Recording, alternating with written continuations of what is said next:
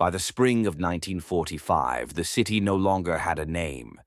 Maps still marked it, but soldiers on both sides stopped using it. They called it the Broken City because nothing there stood whole anymore. Entire streets were crushed into rubble. Buildings leaned against each other like wounded men. Smoke drifted constantly through the ruins, thick enough to choke and thin enough to see shadows moving inside it. The order was simple: take the city block by block.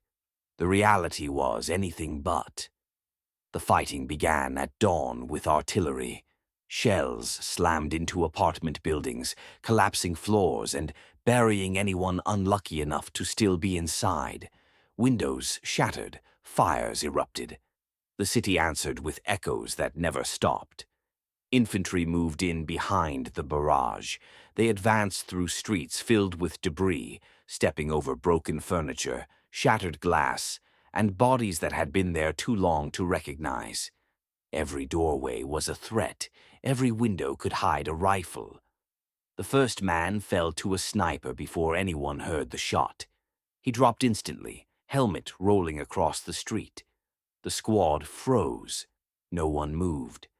The silence lasted just long enough for panic to settle in. Then the machine guns opened up. Bullets tore into brick walls, sending chunks of stone into the air. Soldiers dove for cover behind burned-out vehicles and collapsed storefronts. Return fire cracked back blindly toward the upper floors. Somewhere above them, the sniper moved. Tanks rumbled into the streets next, their tracks crushing debris as they pushed forward.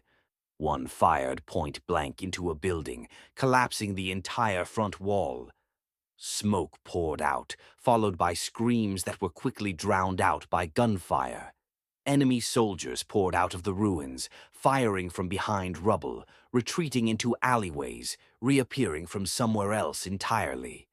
The city was a maze, and the enemy knew every path. Inside one shattered building, fighting turned close. A stairwell became a killing ground. Grenades bounced down steps, rifles fired at arm's length. Men fell backward into darkness, dragging others with them.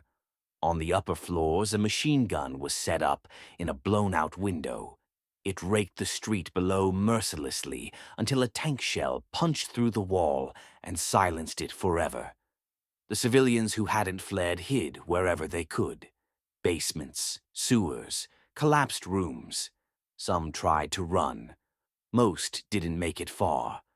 By afternoon, the city burned. Smoke blotted out the sun. Visibility dropped to meters. Soldiers fought shapes instead of faces now. Orders were shouted and lost. Units became scattered. Men fought alongside strangers, not knowing who was left alive. A counterattack came from the east. Enemy troops surged out of the smoke, supported by armored vehicles firing down narrow streets. The two sides collided in chaos. Bullets ricocheted wildly. Tanks burned. Buildings collapsed under the strain. At one intersection, fighting lasted for hours over a single pile of rubble that had once been a cafe. Men charged, fell, were replaced, fell again. No one remembered why the position mattered, only that it couldn't be lost. Night fell without warning. The city did not grow quiet. Fires lit the ruins in flickering orange. Tracers cut through the darkness. Snipers hunted by sound alone. Wounded men called for help that never came. By dawn, the enemy withdrew. The broken city was taken. But nothing remained to be held. Soldiers moved through the ruins afterward, searching for survivors, collecting the wounded, stepping around bodies frozen in place. No flags were raised, no celebration followed. The city was empty. Just ash, smoke, and silence. The war moved on. The broken city did not. Years later, travelers avoided the place. They said radios failed inside the ruins, that footsteps echoed where no one walked, that sometimes, when the wind was right, gunfire could still be heard bouncing between broken walls. as if the city refused to forget the men who died fighting for it.